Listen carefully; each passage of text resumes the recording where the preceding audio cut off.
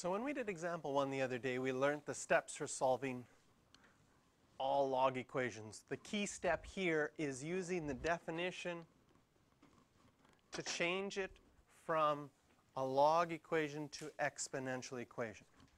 And that changing it from from a log equation to an exponential equation moves the x outside and into a place where you can solve for it. Now, in order to apply the definition of a logarithm, we first have to write things as a single log. Then we solve for x and check for extraneous roots. Now, this is a system that is always going to work for us. In our first example here, I'm going to show you how to do it with a shortcut as well and how to do it using the system.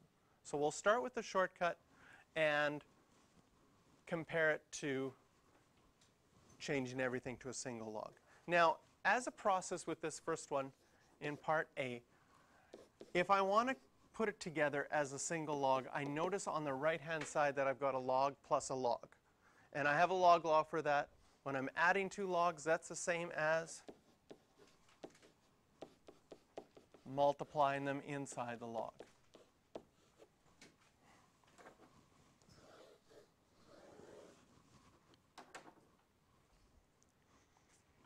Now,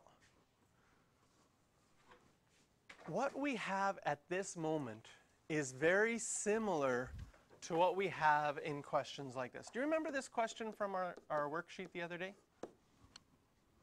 It was one of the ones I asked you to show me how you did it. And everybody who did it first did it with, oh, I took the log of both sides and I used my log laws to solve. And then I said, can you figure out a different way to solve it? And then you might have remembered, oh yeah, if the bases are the same, then the exponents have to be the same. So then just 2x is equal to 1, and I can solve for it. Well, this log question's shortcut is similar to that. What do I have? I have log of base 10 of something on one side is equal to log of base 10 of something on the other side. Does it make sense that those things inside would have to be equal? And this shortcut only works when you have a log equals to a log.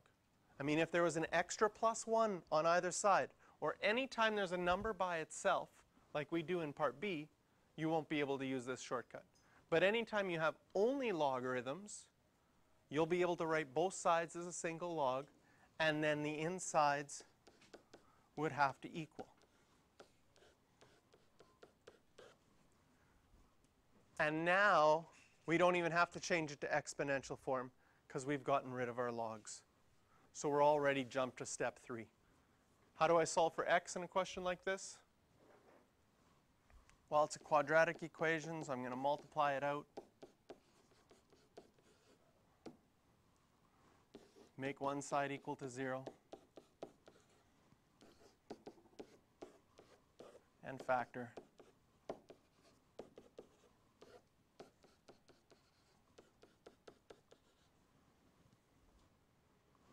And so we get x is equal to 3 and x is equal to -2. With every single log equation, once you've solved, you have to check, and you check by plugging it into the original equation, and all you're looking for is, do either of these values cause me to take the log of a negative number, or 0? So if I plug in 3, this will be 18. That's fine. 3 plus 6 is 9. That's fine. 3 minus 1 is 2. That's fine. So I can say 3 is good. If I plug in -2 into the original equation, well, this will be -12. I don't even have to check the other ones, because if you take the log of a negative number once in the equation, you can go down and say this one is not possible.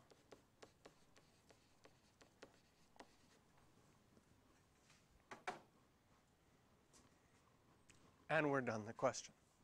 Now, if we had solved this one using the steps, is that all right if I scroll back up? So I can see the original equation and my steps again. If I solve this original one using the steps It says write as a single logarithm. It's going to be easiest to write as a single logarithm if you move all your logs to one side of the equation. So I'm going to move the log 6, I'll do this side in green. I'm going to move the log 6 over to the other side. So I'm going to have log x plus 6 plus log x minus 1 minus log 6x.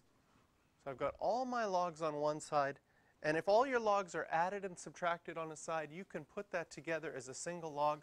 Remember that everything that's added will be multiplied together in your numerator, and everything that's subtracted will be in your denominator.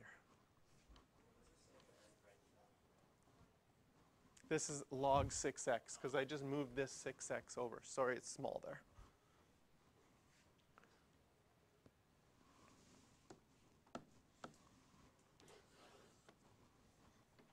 And now that you've got a single logarithm, what's the base of this?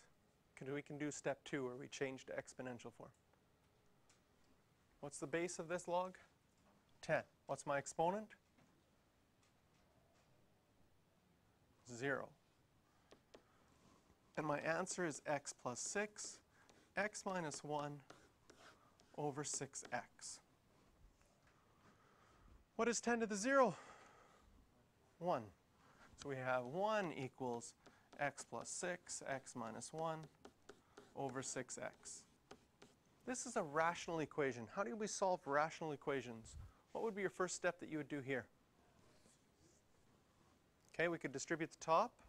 How do I get rid of the 6x on the bottom? Multiply both sides by 6x. That will cancel out these 6x's here, and we will get 6x equals, if I multiply out the top x squared, that's an ugly x, I apologize, plus 5x minus 6. Can you see that we have now got to that step there? It just took us a little bit longer.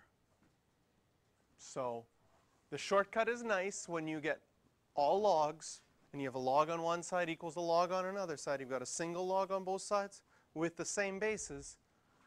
Then the insides have to be equal. Just like when we were solving exponential equations, like that one before with the 5 to the 2x equals 5 to the 1. If you've got exponential equations where the bases are the same, then you can just make the exponents the same. So on the here, I'm just going to go dot, dot, dot, because I don't need to rewrite what we solved already.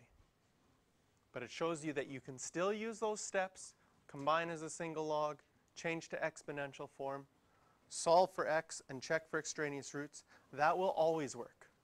But there are a couple times that we can apply a shortcut, as we see in part A. And move it up so that we can see part B. Are you all right if I erase A? Everybody's got it down?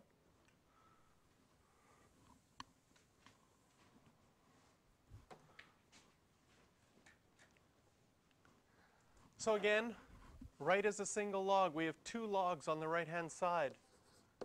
It's a log plus a log. So the log law that we would use is we can multiply inside the logs.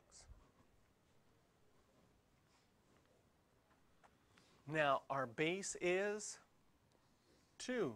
Our exponent is 3.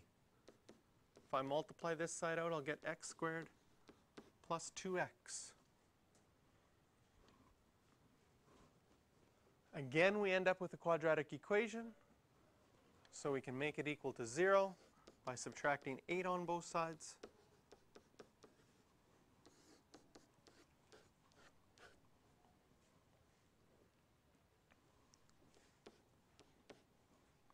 X and x, plus 4 minus 2.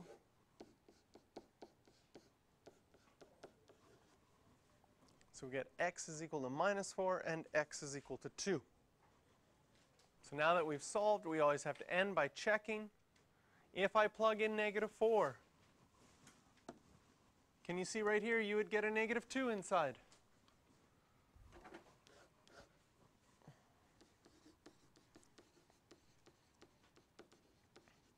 That is not possible. When you plug in 2, you see that you would get a 4 there and a 2 there. Both of them are positive, so that's fine. So that is our only answer. Now, one thing with checking for extraneous roots that has shown up as a pattern in the first 3, but isn't a pattern that you should believe. So far, all of our negative answers have been X'd out, but our positive answers have stayed. That doesn't necessarily have to happen. I can create an example.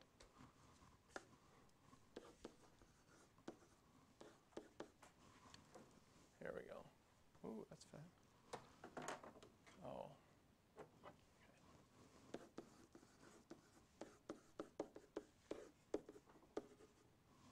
I can create an example where when we solve this, it's already a single log, right? So my base is 2, my exponent is 3, equals 5 minus x. 2 to the 3 is 8. Move the 5 over. Move the 5 over, that'd be 3. So x is equal to -3. So you might think, oh, we got a negative, so I have to x this out because it's going to be an extraneous root. But what happens when you plug -3 back into our original equation? What's 5 minus a -3? 8. Is that a negative? No, that's fine. So I got a negative answer that works. So it can happen that you get a negative answer that works. You could get 2 negative answers and they both work. You can get 2 positive answers that both don't work. You could get a question where you do all that work with logarithms, and in the end, when you check your answer, there is no solution. In fact, a couple of years ago in the final exam, the very first question on the exam was a log question, where you did all the work, got an answer, and when you checked it, it didn't work. So your very first answer on your final exam was no solution. And your confidence went way down, like this sucks, and then you had to go into question 2. But it was actually true that the very first question had no solution. I don't think that was a very nice thing to do on the final exam, but it did happen. Okay, questions you can do, and we're going to take some time to practice those log ones now, are 11 and 13.